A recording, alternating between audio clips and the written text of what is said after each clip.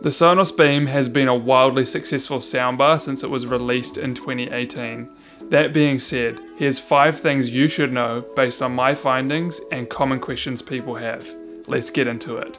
The overall sound out of the Beam is really good. Speakers used to require large cavities to produce a good sound, but engineers are figuring out ways to achieve that same quality out of a smaller speaker. For the size, the Beam is the best soundbar I've heard. Voices are super clear, and through the Sonos app, you can turn on speech enhancement and tweak the treble level to your liking. Another tip to get better sound is try elevate the soundbar off the cabinet. To do this, you can either wall mount the soundbar or just jack it up a little off the cabinet. Find out whatever height works best for you. For not having a dedicated subwoofer, the bass was adequate. It's nothing deep enough that you feel it, but I was able to listen to More Than a Feeling by Boston and Adele's Skyfall in a large room and was really happy with how it sounded. Another thing you can play with is the bass slider in the Sonos app. I turned it up and found it gave me an overall better sound for my liking. It's more than loud enough, and I never needed to push it past 80%. In my testing, I put it next to the JBL 2.0 and it blew it out of the water. If you'd like me to compare the Beam with other soundbars, then let me know in a comment below which one you'd like to see.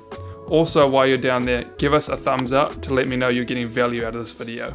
If you're living in an apartment or dorm room, then this soundbar is actually perfect for your situation. You get the big sound when you need it, but then through the Sonos app, the bass can be cut out when you don't want to disturb the neighbors and still give you an enjoyable listening experience through night mode.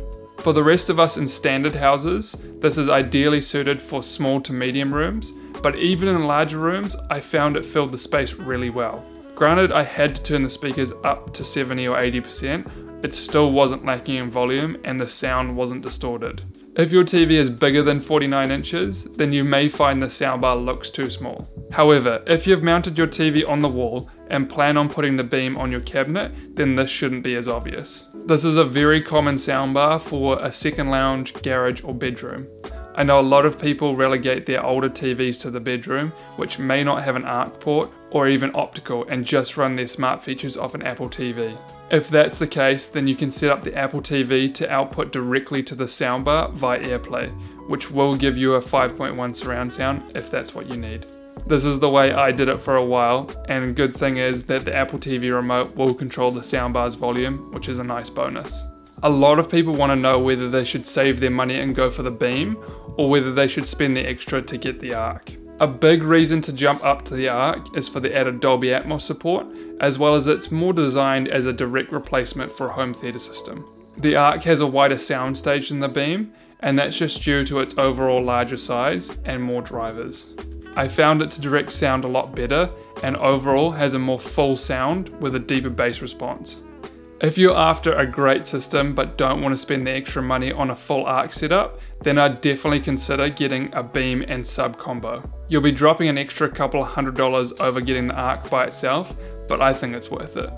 I've heard others say that the ARC is better than the Beam and Sub, but in my opinion I find that the Beam Sub combo gives you a better overall sound.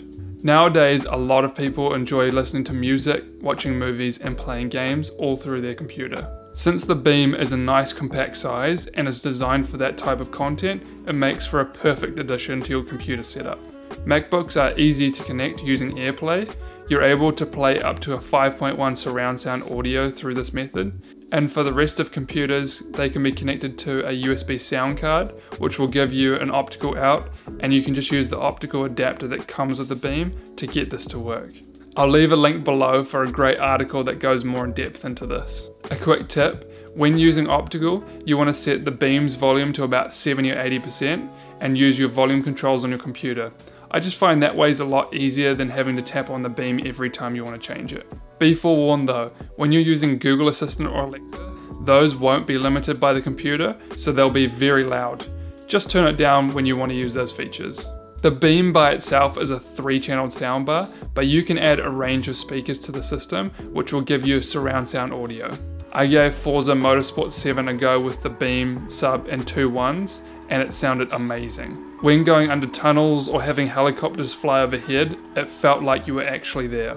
Far better than headphones and way more comfortable too.